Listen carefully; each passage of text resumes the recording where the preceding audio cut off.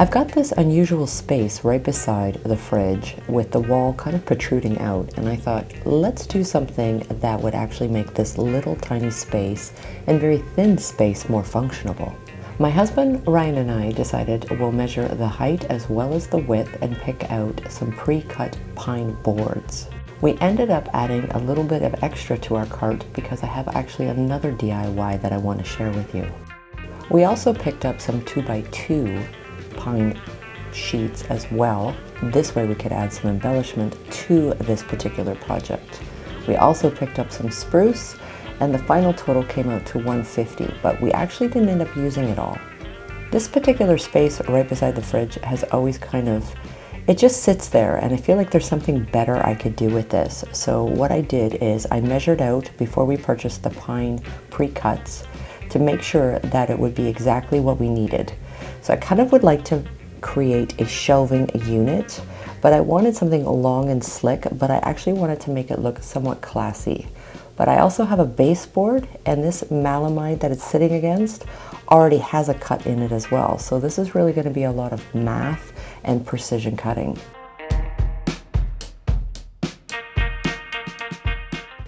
So we're going on a whim with this project. I don't have a template, and I'm really trying to cut for the exact size this space is.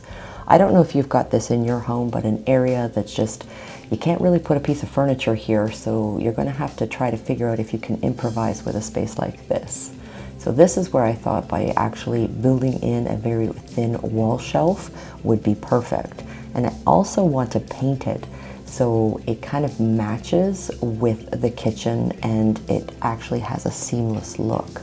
So we made sure that the pine boards were nice and straight and they weren't bowed.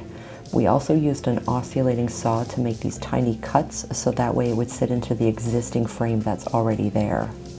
We opt not to actually take out the baseboard, and we were going to build this around it and actually start the first shelf from that baseboard. I always measure twice, cut once, and I used my orbital sander on all the pieces of pine wood just to make sure there was no loose ends and smooth everything out.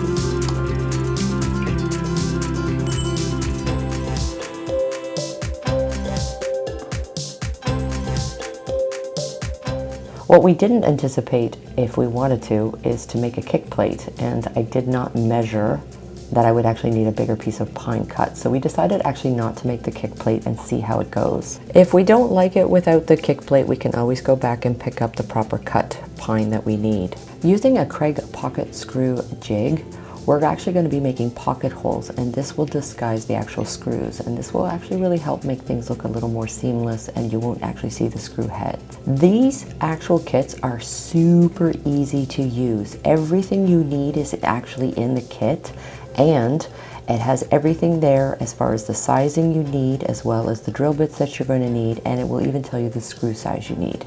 What's really nice about the pocket screws, it actually has a stronger bite rather than the screw going straight in.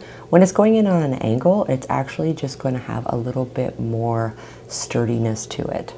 So we made the pocket screw holes for all 4 angles of the actual long triangle that we're creating as a base, and including all 4 shelves that we're going to be placing on this particular DIY pocket shelving that we're creating. As I mentioned, we did not have a template to go by. We had to kind of figure it out and really DIY this as we went because of the space that we were dealing with. All the shelving pocket screw holes will actually be on the bottom, so you won't see them. But if you wanted to, you could actually put wood filler in them and then just sand them with the orbital sander. Because of what I'm going to be using the shelf for, I wanted to actually have the shelving quite far apart. The base of this putting together was easy. The pocket screws, absolutely super easy. But I think one of the trickiest parts of this whole project was making sure your shelf cuts were precision, and that's actually where I ended up making a couple of mistakes. Once we had the 2 side pieces put together, we put the very top on as well as the bottom, and now the bottom is a little bit different because we're compensating for that baseboard angle. Once the pocket screws were in, we did another test run to make sure everything was really even.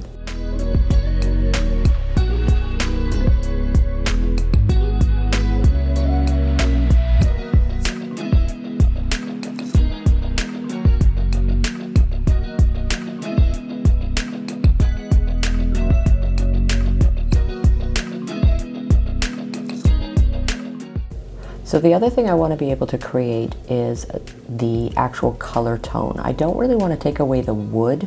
I really love the wood grain of the pine, but what I want to be able to do is create kind of a whitewash to this. So what I want to do is make sure that I have a really good mix of paint to water ratio. So what I did was actually 70% paint to 30% water. I made this paint wash a little more concentrated because what I want to do is create a really good white tone, but I definitely want to make sure that I have the wood grain there, so it's a real bleached out wood look. The ratio that I used with 70% paint to 30% water worked out perfect. I only had to do one coat over the entire project.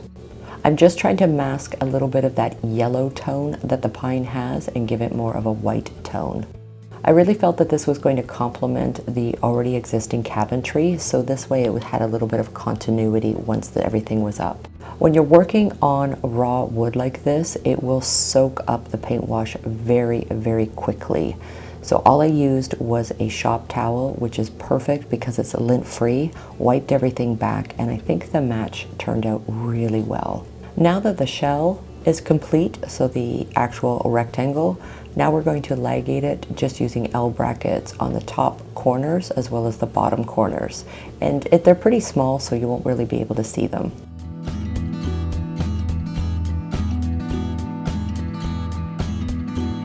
Finishing off my paint wash, which is the 70% paint to 30% water, and this is actually going to be for the actual shelving. And I also got these 2 by 2 inch pine boards, so this way it's going to act as kind of a little bit of a barrier onto the shelf itself. Once I got started on my cuts, I thought I had everything going. I made sure to measure twice and cut once. My first shelf worked out perfectly, but the second time I made a shelf, my cut was off. And the reason it was off is because I didn't calculate the blade size when I made my cut. So whatever your actual measurement is, you need to calculate the size of your blade because it too needs to be part of the math. So at this point, I continued on to finish off the shelves, and we finished off making the pocket screws. 2 pocket screws for each side of the shelf. And again, they're going to be upside down, so they're not going to be that visible. Once all the pocket screws were completed, we made sure to level each of the shelves before we actually put them on. What's level to the eye is not always the case. We spaced this project over 2 full afternoons, but if we had tackled, we probably could have had this done in 1 full day if it was the only thing that we were doing.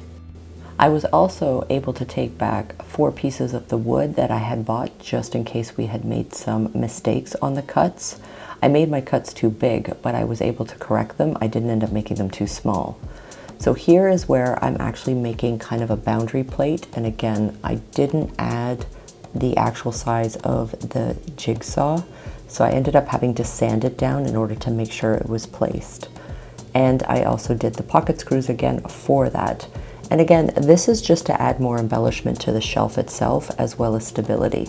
I was able to take the 3 pieces back, and so in total with everything in, this project cost me less than $100. I'm going to be sealing this project with this furniture sealer. This stuff smells so incredible. It's all natural and it seals the paint and hydrates the wood. I will have that in my description box below.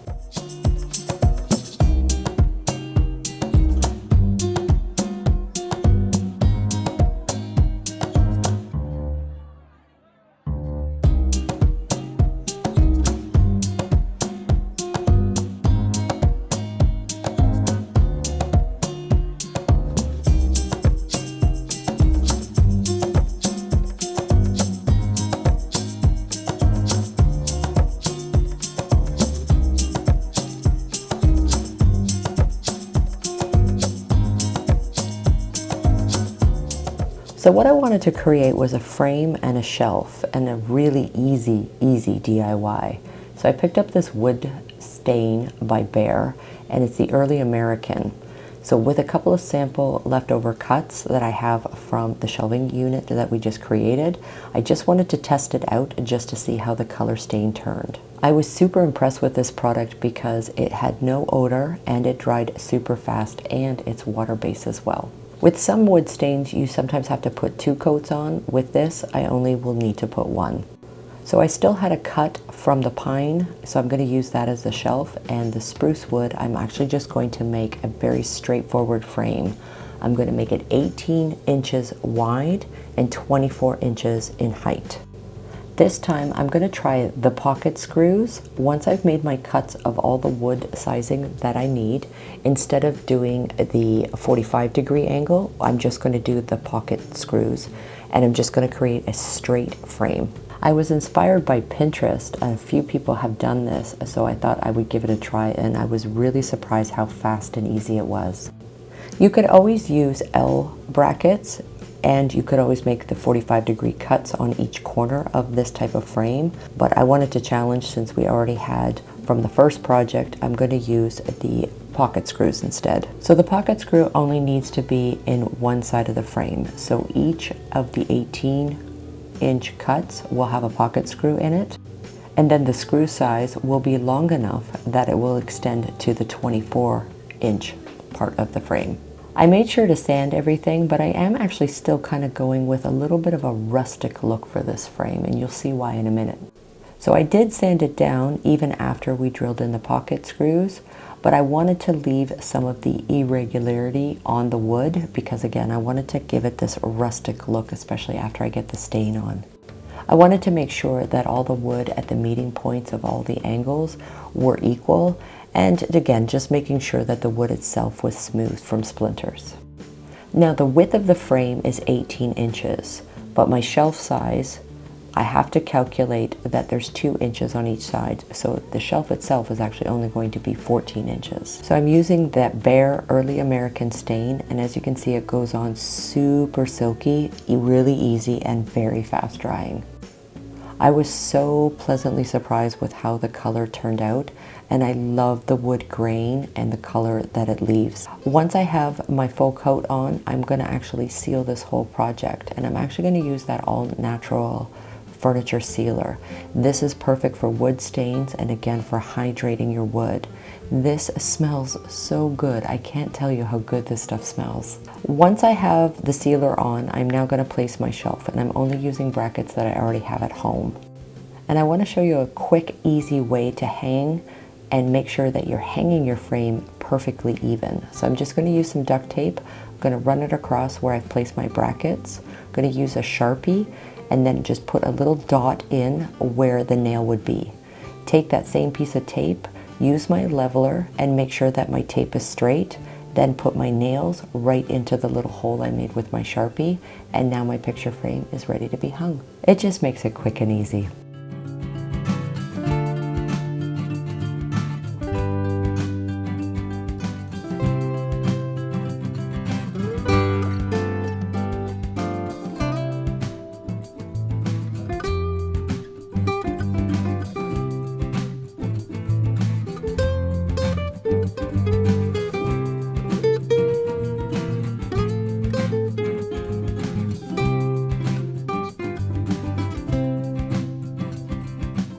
So I have this round tray. I think I got it at Hobby Lobby for 50% off, and that's because it's got some discolorations on the front.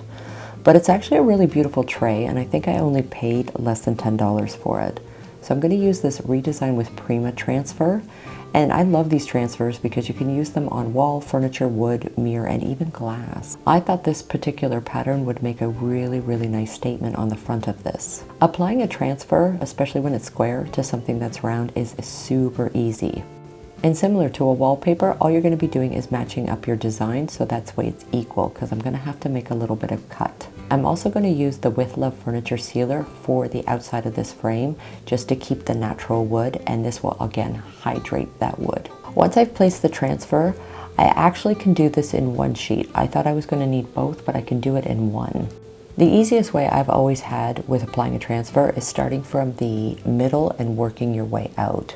So if you are coming to something that is circular, you can basically just rub that transfer all the way up to your seam line. Then I'm just going to use an X-Acto knife, and this is just going to cut off that remainder.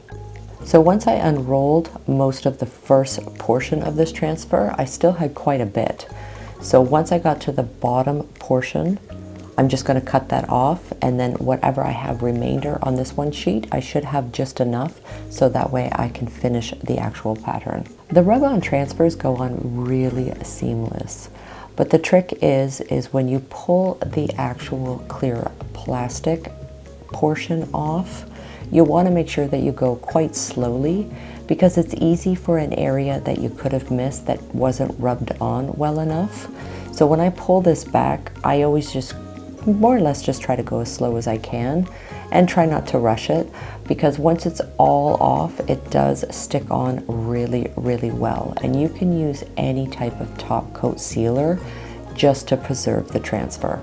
Once I made my second cut, and again I used the bottom of the transfer sheet that I was already using, I was able to make a perfect equation based on the pattern. So I didn't even have to go into the second portion of the transfer, which leaves me plenty of this transfer for other projects. But this particular whole project makes a really nice embellishment, and I can use this as a serving tray. I'm always really impressed how beautiful the transfers turn out once you've placed them. And it's such a smooth application. But make sure that your remainder didn't fall on the floor, because somebody might pick it up. So I'm going to use that natural furniture sealer, and again, this is perfect for raw wood, painted wood, and it smells so good. And again, I'll have that in my description box below. But this will be perfect for sealing the wood as well as protecting and hydrating. This is going to make a fantastic serving tray, and I think with the transfer on here, it really adds some visual interest.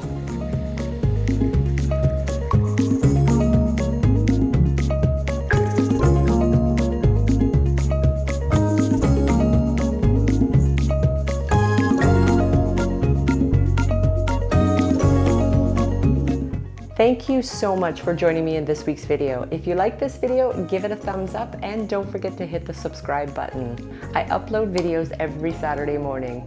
I'm really looking forward to seeing you soon. Until then, take care.